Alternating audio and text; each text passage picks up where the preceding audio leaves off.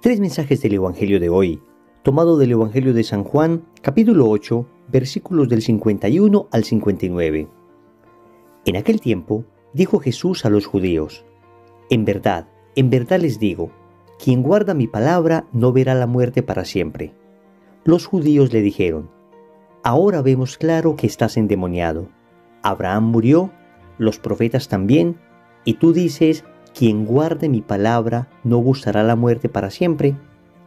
¿Eres tú más que nuestro padre Abraham que murió? También los profetas murieron. ¿Por quién te tienes? Jesús contestó: si yo me glorificara a mí mismo, mi gloria no valdría nada. El que me glorifica es mi Padre, de quien ustedes dicen es nuestro Dios, aunque no lo conocen.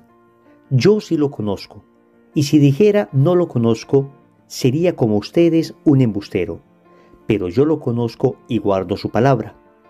Abraham su padre saltaba de gozo pensando ver mi día. Lo vio y se llenó de alegría. Los judíos le dijeron: ¿no tienes todavía 50 años y has visto a Abraham? Jesús les dijo: en verdad les digo, antes de que Abraham existiera, yo soy. Entonces cogieron piedras para tirárselas, pero Jesús se escondió y salió del templo. Palabra del Señor. Gloria a ti, Señor Jesús. Queridos amigos, estamos llegando a un punto fuerte, a uno de los puntos más álgidos de la controversia de Jesús con los judíos, en este caso específico con los fariseos, con los maestros de la ley, con aquellas personas que aparentemente tenían más autoridad con el pueblo y sin embargo tal vez tenían menos autoridad ante Dios, porque eran personas que conocían las Escrituras, pero no sabían interpretarlas adecuadamente.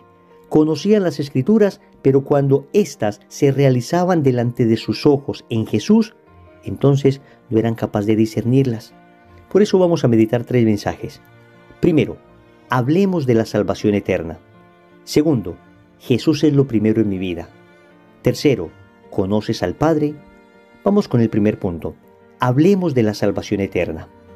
El Señor comienza diciendo: en verdad les digo, quien guarda mi palabra no verá la muerte para siempre.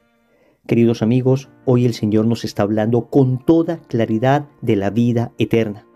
Nosotros que estamos tan acostumbrados a pensar solo en la tierra, a pensar solo en los 20, 30, 50 o 60 años que viviremos aquí, a pensar exclusivamente en la futura casa que tendremos, en el carro que nos queremos comprar, en el ascenso que queremos conseguir en nuestro trabajo, en esta meta, en este éxito exclusivamente humano. Pero qué poco pensamos en la eternidad, qué poco pensamos que somos temporales en esta tierra, qué poco pensamos que tenemos un tiempo limitado aquí, que lo más importante es ganarnos nuestra salvación eterna.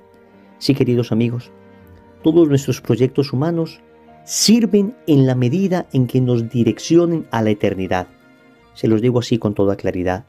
Los cristianos entendemos que nosotros somos peregrinos en esta tierra. Lo decimos en la salve: somos desterrados hijos de Eva. Al final decimos que después de este destierro la Virgen nos muestre a Jesús. Como cristiano debo entender que soy homo viator. Óyeme bien esa expresión, homo viator. Traduciría algo así como hombre viajero u hombre peregrino. Debemos entender que estamos en esta tierra de paso. Obviamente, esto no significa que aquí vamos a esforzarnos por vivir lo más desgraciadamente posible. No, en absoluto. Si podemos conquistar cuestiones acá interesantes, buenas, incluso éxito, algo de dinero, siempre y cuando esto no lo hagamos sacrificando nuestra fe, pues no habría ningún problema. No habría ningún problema. Pero también debemos reconocer que mientras más cosas tenemos, más riesgo hay de apegarnos a aquellas cosas que tenemos. Más riesgo hay de leer todo exclusivamente de forma humana. Es lo que hicieron los fariseos. Ellos entendieron humanamente las palabras de Jesús. Por eso cuando nuestro Señor declaró que debían guardar su palabra para no morir para siempre, es decir, para tener vida eterna, dijeron: ahora vemos que estás endemoniado. Abraham murió, los profetas también, y tú dices: quien guarde mi palabra no gustará la muerte para siempre. ¿Eres tú más que nuestro padre Abraham que murió? También los profetas murieron. ¿Por quién te tienes? Miren esto. Son personas que interpretan exclusivamente de forma humana las palabras de Jesús. Todo en la Biblia para ellos se interpretaba de forma humana. Toda la realidad se interpreta de forma exclusivamente humana. No hay una visión sobrenatural, falta fe. El Señor nos está hablando entonces hoy de la necesidad que tenemos de creer en Él para salvarnos. Yo lo había dicho el mismo Evangelio de San Juan, capítulo 3, versículo 16. Tanto amó Dios al mundo que entregó a su Hijo único para que todo el que cree en Él no perezca, sino que tenga vida eterna. Amigos, necesitamos fe para salvarnos. Fe en Jesús. Pero también esa fe debe dar fruto, fruto de caridad. Por eso, en el discurso escatológico de Jesús, en el capítulo 25 del Evangelio de San Mateo, por allá por el versículo 31 y siguientes, el Señor dice que en el día final, Él separará a su derecha y a su izquierda a los hombres como se separan las ovejas de los cabritos. Y a uno les dirá, vengan benditos de mi Padre, y a otro les dirá, id malditos al fuego eterno. ¿Cuál será la razón del juicio? La caridad. Tuve hambre y me diste de comer, tuve sed, me diste de beber, estuve enfermo y me visitaste, desnudo me vestiste, etcétera, etcétera, etcétera. Entonces a la fe la debe acompañar la caridad. Creo en Jesús, pero además esa creencia en Jesús, esa fe en Jesús se traduce en obras concretas. Por eso el Señor habla de guardar su palabra, y guardar su palabra de manera íntegra. Amigos, no es aquello que me guste de la palabra de Dios, sino aquello que el Señor enseñó. El Señor habla de la pureza. El Señor dice que si miramos a una mujer deseándola en nuestro corazón, ya cometimos adulterio. Entonces hay que conquistar la pureza. El Señor habla de la verdad, de la sinceridad. El Señor dice que nuestro lenguaje debe ser sí, si es sí, y no, si es no, que lo demás viene del maligno. El Señor dice con toda claridad que debemos esforzarnos por ser humildes. Aprendan de mí que soy manso y humilde de corazón. El Señor dice que debemos perdonar siempre. Ven, son muchas las palabras del Señor que tenemos que guardar. Y por supuesto, el Señor nos da la gracia para hacerlo. Podemos decir con San Agustín una y otra vez, Señor, dame lo que me pides y pídeme lo que quieras. Hablamos de la salvación eterna, pero es el Señor el que nos da la gracia para conquistarla.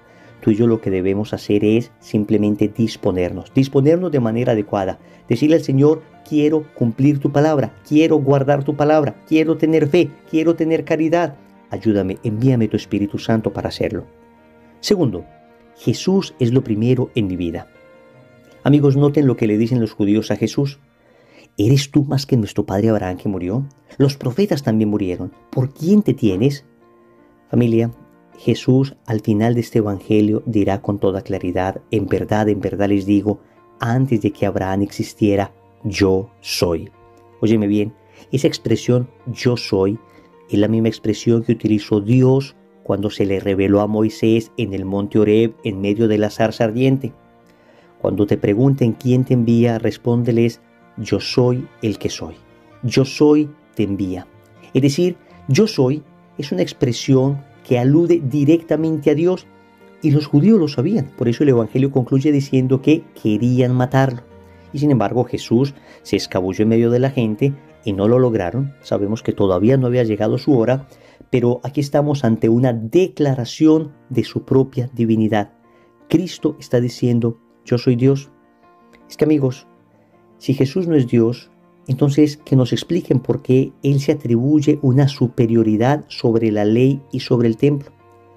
¿Por qué Jesús se atribuye superioridad sobre todas las criaturas? Él dice que es superior a Jonás, a Salomón, a los ángeles. En este caso hoy en el Evangelio está diciendo que es superior a Abraham. ¿Por qué dice Él que puede perdonar pecados en nombre propio? ¿Se acuerdan del pasaje de aquel paralítico? Hijo, tus pecados te están perdonados.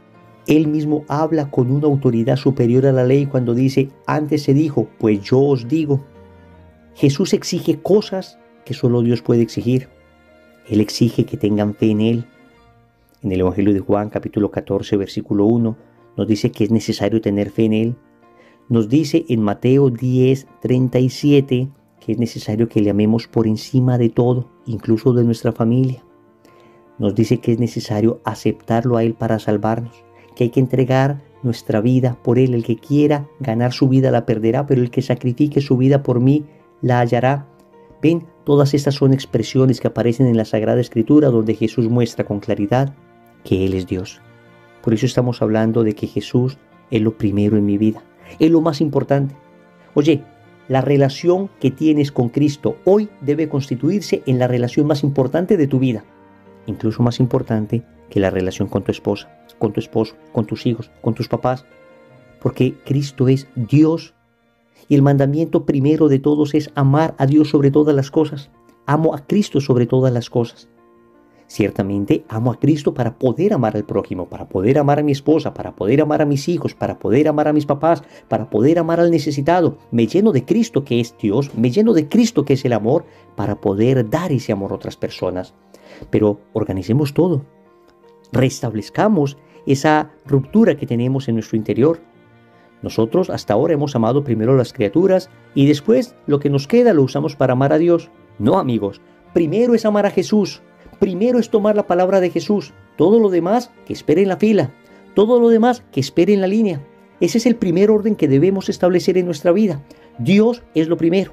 Jesucristo nuestro Señor es lo primero. Para ello necesitamos fe y necesitamos pedirle al Señor que nos conceda esa valentía de tomar las decisiones. Esa es la necesaria conversión.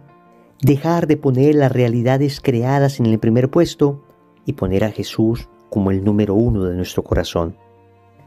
Tercero, ¿conoces al Padre? El Señor dice en el Evangelio: el que me glorifica es mi Padre, de quienes ustedes dicen es nuestro Dios, aunque no lo conocen. Amigos, qué tremendas palabras. Jesús está hablando con expertos en la ley, expertos en las Escrituras, que las podían citar de memoria, que las enseñaban una y otra vez, maestros incluso, rabinos incluso, personas estudiosas.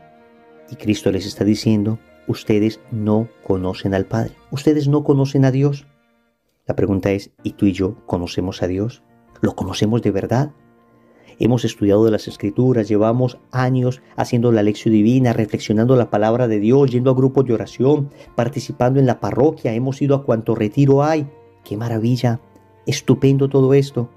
Pero esto nos ha llevado a conocer de verdad al Padre. ¿De verdad ese conocimiento se ha traducido en vida?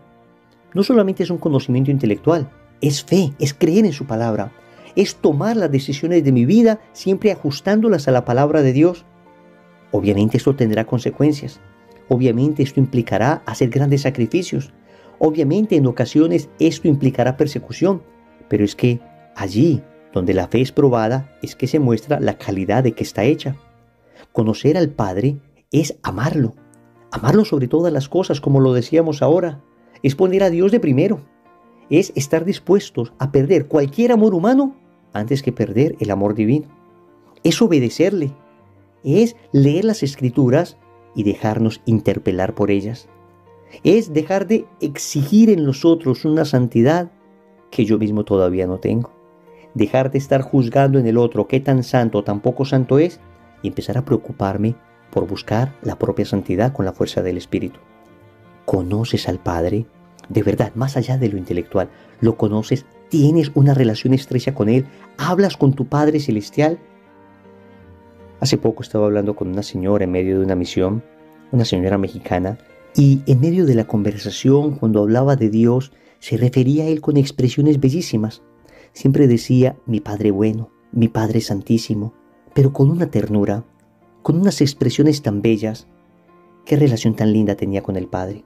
Qué relación tan linda debemos tener tú y yo con nuestro Padre Celestial. ¿Conoces al Padre? Oremos. Amado Señor, hoy nos exhortas y nos llamas a buscar la salvación eterna. Ciertamente, gracias a tu sangre preciosa la hemos recibido, pero ahora nos corresponde a nosotros aceptar esa salvación y vivir como aquellos que quieren salvarse. Nos has dado, Señor, el camino al cielo, nos has dado la gracia, pero nos corresponde apropiarnos de ella, cumpliendo tu palabra, creyendo en ti, obedeciéndote, amando a nuestro prójimo.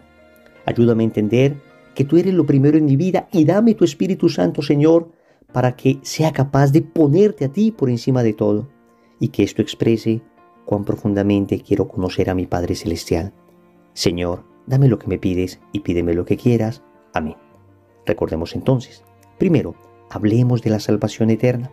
Segundo, Jesús es lo primero en mi vida. Tercero, ¿conoces al Padre?